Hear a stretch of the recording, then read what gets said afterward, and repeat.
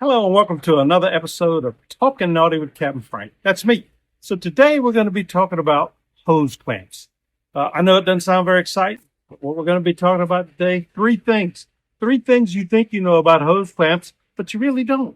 But before we get started, please, as always, if you find this video useful and you like it, don't forget to like, subscribe, and share with all your friends and all the people you hate too.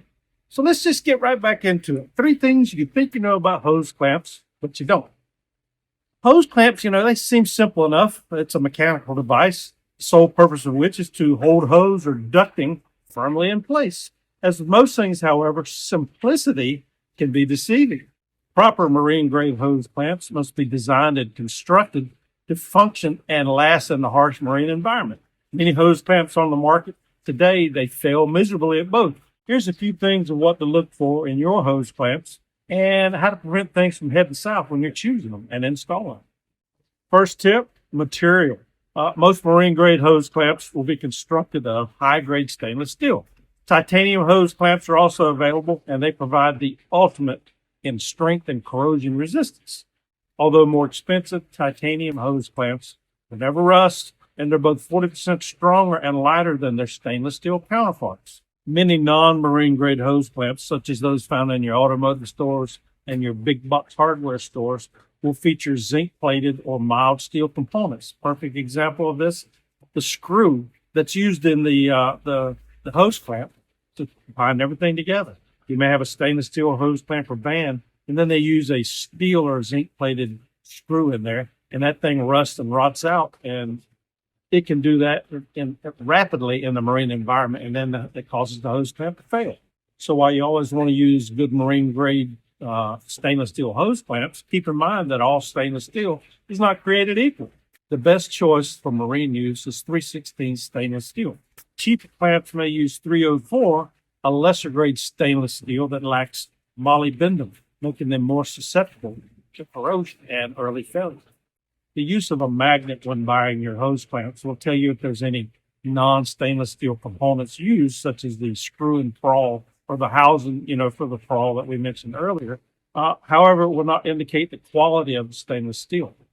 The best way to ensure you're buying quality marine-grade stainless steel hose clamps is to buy name brands from established, well-known companies. Big item number 2 is the design of your hose clamp. A typical hose clamp will have either a perforated band where the screw thread is stamped, or an embossed band where the thread is formed into the band without cutting holes. The embossed band hose clamps are the better choice. The perforated clamps, the ones that have the holes in them, they're weaker, and the holes remove metal, which reduces the strength of the hose clamp. These holes create a starting point for corrosion and can also damage the hose itself when tightening the clamp. Hose clamps that feature a smooth underside and a band that's with beveled edges, in other words, the edges are turned or curled upward, are the best choice to prevent hose damage while you're installing your hose clamps. Another type of hose clamp is the T-bolt clamp, which features a T-bolt mechanism and a hex nut. Tightening the nut on the end of the threaded bolt forces the two pieces towards each other, tightening the clamp. T-bolt hose clamps are more of a specialty clamp and are used to secure exhaust system hose or shaft lock hose connections. They're strong, and they typically are more robust than a typical hose clamp. So the last thing we're going to talk about, installation. While hose clamps can be tightened to the proper torque using a screwdriver, the best tool to use is a nut driver, which is less prone to slipping when tightening. Never use a ratchet, which can easily over-tighten the clamp and possibly damage the clamp or the hose itself. And let's talk a little bit about double hose clamps. Double hose clamps should only be installed where there is sufficient length of the hose barb available and hose end overlap to allow it. Hose clamps should be installed no closer than 1/4 inch to the end of the hose, and it must firmly engage the barb. A clamp that extends over the tailpipe or hose barb is cutting into the hose or forcing the hose to be cut internally by the fitting. That's an incorrect installation. In such cases where double hose clamps are required, but you don't have a sufficient hose barb length to allow it, What you want to do is you got two choices. You're either going to replace the hose barb or the tailpipe. This is what you're clamping your hose to. You either got to replace it to put a longer in there where you have sufficient room to install the hose clamp, or you may also use one hose clamp instead of two, but it needs to be a larger, more robust hose clamp than your typical, your hose clamp piece. You want to use one of those methods. You don't want to just install the double hose clamp blindly, where, as I mentioned earlier, you're cutting into the hose clamp. That's a bad installation. Double hose clamp should be separated by at least 1/4 inch, 1/2 inch if possibly, and with the screws located on opposite sides of the hose. In other words, you'll have the screw available on one side here, and then for the other one, it'll be on the other side. Finally, use the correct size of hose clamp for the job at hand.